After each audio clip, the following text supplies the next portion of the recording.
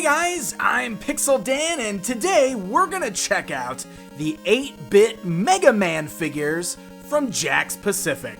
So, as you may or may not know, if you've watched my channel for some time, I'm a huge Mega Man fan. Always love finding different Mega Man toys to collect over the years, and these definitely caught my attention, because all of these figures are based on the sprites from the original NES video games. And there's some really cool stuff going on here. They're offered in a few different ways. So as you can see, I've got kind of an assortment here of different figures we're going to be taking a look at, because these are offered in 2-packs as well as single packs.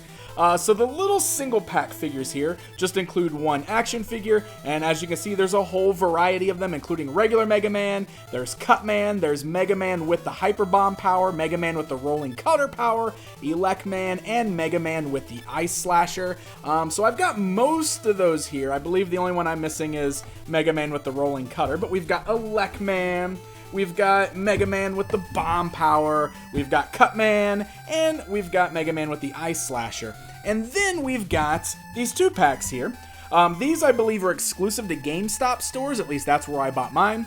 So these are really neat because they come in window boxes, and you can see the background mimics the level design, including like having the energy bars in the background. Look at that, there's the door over there. That's pretty cool. So I could totally see fans wanting to like leave these in the boxes for the display factor there. But if you look at the back of those boxes, you can see that they're offered in multiple formats. So we've got the Bomb-powered Mega Man versus Gut Man, we've got regular Mega Man versus Cut Man, we've got Rolling Cutter Mega Man versus Elect Man, and we've got Ice Slasher Mega Man versus Fireman, which is neat. They actually synced up the weaknesses for the bosses, which is pretty cool. So obviously, some of these are offered in both single packs and multi-packs, but it does look like some of these characters are exclusive to the multi-packs. Specifically, I believe Fireman and Gutsman are not available in the single cards. So if you want those, you're gonna have to buy them in these double packs. So these are awesome, and like I said, the packaging is really cool. I do love the designs in the background, but we're gonna open all of these up because I want to get a closer look at the figures within and see what they're like outside of the packaging. Alright, we got our little 8-bit Mega Man figures outside of the packaging. I'll bring in the tape measure here so you can see, Gutsman here is about 3 3/4, now about 3.5 inches tall, while Mega Man, definitely the shortest, is just shy of 3 inches tall. So that gives you kind of an idea of the scale on these guys. Obviously, there's a big difference between Mega Man and Gutsman, which makes sense. You know, Cut Man's got like the scissors on top of his head and everything like that. So, I mean, look, out of the package, they look great. The overall design of these is fantastic because they look like the sprites straight out of the video game. And it's really neat how they kind of brought them into this 3D element. Now, we've seen Jakks Pacific do this in the past with their World of Nintendo line. They did the same thing, did several Nintendo characters just like this. So you can see that there's a little bit of 3D effect going on, like the boots, the hands, the helmet. You know, it's kind of propped out a little bit, but it's got that very jagged, very NES graphics type design to it. And you can see the figures are essentially flat. But the design is on both sides, so this allows you to display the figures facing either direction, which is pretty cool. Now, each of the figures has one point of articulation, at least, sometimes two. It's a bit weird though. So you can move Mega Man's arm downwards, which kind of breaks up the arm, and you don't really see his arm when it's in a cannon pose down like that in the games, but it's something that can be done. The articulation is pretty much the same on all the Mega Mans. So you can see our Ice Slasher Mega Man is the same figure, just with swapped colors, which, you know, just like in the video game. The difference with our Hyper Bomb Mega Man is that his arm is molded so that he's got his hand flat up because he holds the bomb. And that brings us to kind of the neat little feature with these guys. So for example, this Mega Man does come with the bomb here, and you can see there's a little peg on the bottom, so he can actually hold that bomb up above his head, just like he would in the game when he's about to throw the bomb. Now, the arm does move downwards on this figure too. Again, it looks kind of weird, but, you know, at least for this one, it kind of mimics the throwing. Pew! So that's really neat. Just a little peg there, and it's a nice solid peg too. That way you can hold the bomb there, and he balances pretty well. So each Mega Man has his own little weapon there. We do just have the standard like buster shot for Mega Man. It's a little bigger than the pellets actually are in the video games, but still it plugs into the end of the arm cannon like he's firing it. And with our Ice Slasher Mega Man, well, we've got the Ice Slasher that plugs into the end of his cannon. So the Mega Mans are pretty cool. Let's take a look at some of the Robot Masters there. Now, each of the Robot Masters usually have 2 points of articulation with their arms. So this is really cool with Cutman because this is actually how he moves his arms in the game. You know, when you first open the door and you meet him and he kind of moves his hands in that scissor cutting kind of formation. So you can do that with him there. And you can see he's the same on both sides, just like with the others. And the scissors on top of his head can be removed, just like in the game how he throws his scissors. And he also, on the right hand, there's another peg hole. So look at that. We can plug the scissors onto his hand like he's pulling it off of his head, ready to throw at Mega Man. I thought that was a pretty neat effect with Cutman. So we'll bring in Fireman here.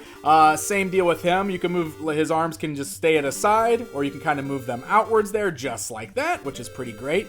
Again, sculpt is perfect. Looks just like the sprite from the video game. And he comes with a flame effect that also has a little peg that plugs onto the top of his arm there. Could be his right arm or his left arm, depending on which way you've got him displayed. So Gutsman, our bigger one there, again, his arms can slightly go out to the side there. He does come with the rock. And it's on him, the hole for the rock is actually on his back hand, so the arm that's behind him. So it looks kind of like this. I don't know, it's a little odd. Maybe I'm remembering wrong, but this seems a little off from the game. I don't know. But that's what we've got with Gutsman there. And then with Elecman, again, you can kind of move the arms slightly up and down. You don't get a ton of motion with this guy. The range isn't too big. But he's got the little lightning bolt here. And again with him, the lightning bolt clips onto the back arm, which looks a little strange. Now he kind of throws those at Mega Man. So I guess that's what we've got going on there. But it does look weird because it's always behind him, like he's holding the lightning bolt behind him.